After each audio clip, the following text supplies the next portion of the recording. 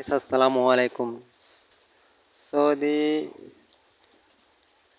360 lifestyle ওই পেজের একটা ভিডিও দেখে আমার একটা কথা মনে পড়ে গেল।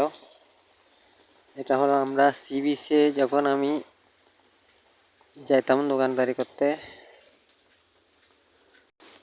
সেখানে কিছু ভিক্ষুক আছে সি বিচে।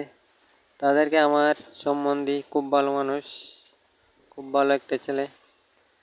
উনি বলতো ভিক্ষা না করে তোমরা একটা ব্যবসা করবা, আমি ব্যবসা ধরিয়ে দেবো।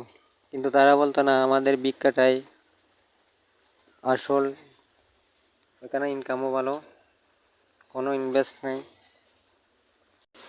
তো আপনারা যদি কাউকে ব্যবসা বাণিজ্য ধরাই দেওয়ার চেষ্টা করেন, যেন ভিক্ষুক বা কোনো অসহায় ব্যক্তিকে, তাহলে আগে জিজ্ঞেস করে নেবেন ও কি এটা করবে না করবে না।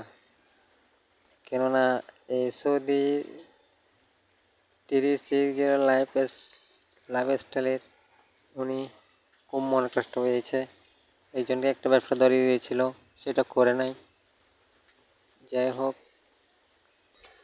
পরিশেষে